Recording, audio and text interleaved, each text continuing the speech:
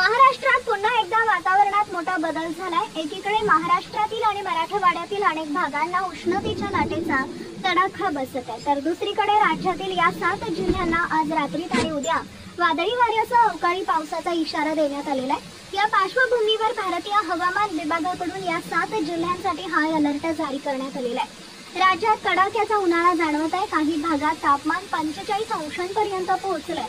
दुपारच्या वेळी तापमानात मोठी वाढ होतीये। अशी परिस्थिती असताना अवकाळी पावसाचा संकटाचाही इशारा मिळालाय।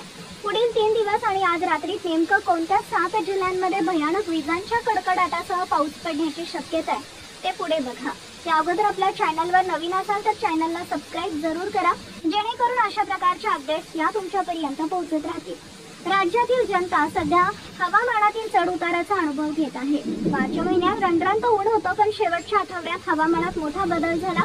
सर्वत्र अवकाळी पावसानं हजेरी लावली। या पावसानं वातावरणातील उकाडा कमी झाला, पण शेतातील पिकांचं मोठं नुकसान झालं। आज पहाटे राज्यात अनेक ठिकाणी पावसानं हजेरी लावली। रायगड, पनवेल, यवतमाळ या ठिकाणी पाऊस झाला। आज राज्यात अनेक जिल्ह्यात सकाळपासूनच ढगाळ हवामान आहे, त्यामुळे दिवसभरात पावसाची शक्यता दिसून येते। हवामानात अचानक झालेल्या या बदलाने उष्णता काहीशी कमी झाली, मात्र जर पाऊस सुरू झाला तर शेतातील पिकांना नुकसानकारक ठरणार आहे। पुण्यासह राज्यात आज वादळी वाऱ्यासह पावसाची शक्यता आहे।